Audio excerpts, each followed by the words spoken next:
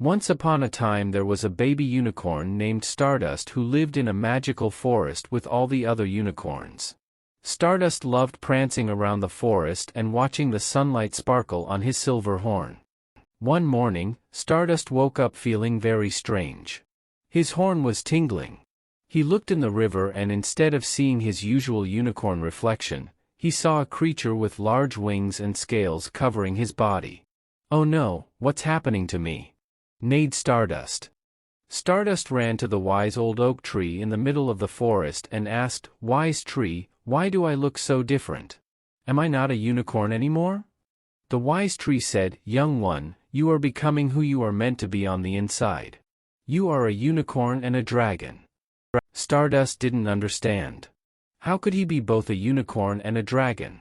The wise tree explained, "Some unicorns are born with the spirits of dragons inside them. When they come of age, their true form emerges." Stardust looked at his wings and scales in wonder. "So I'm a dragoncorn?" The wise tree smiled. "You are you, just as you were always meant to be." Stardust smiled and flapped his new wings. He suddenly felt a longing to soar through the clouds. Stardust reared up and took off, flying higher and higher above the forest. The air rushed beneath his wings. Stardust roared joyfully at the bright blue sky. He tumbled and looped through the clouds, his dragon spirit rejoicing at being free. The other unicorns watched Stardust fly. "Look at that monster!" shouted his friend Moonbeam. "He's scary," said his sister Starlight nervously.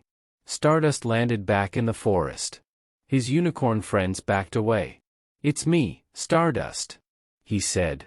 But they didn't recognize this dragon version of their friend. Stardust's heart sank. Stardust sadly went back to the wise old oak. "No one accepts me as a dragoncorn," he said. The wise tree said gently, "Give them time.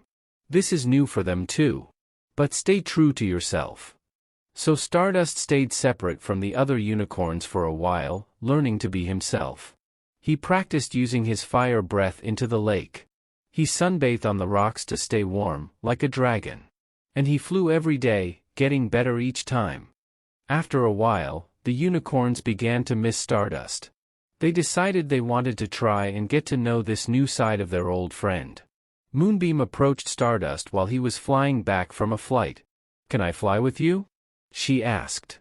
Stardust smiled and lifted Moonbeam onto his back. She laughed in delight as they soared together over the forest. Soon all the unicorns wanted rides from Stardust. They had picnics with him on the cliffs and listened eagerly to his stories about what the forest looked like from way up high. And Stardust was happy to give his old friends rides and share his new perspective. On the night of the Autumn Moon Festival, all the unicorns dressed in their moon jewelry.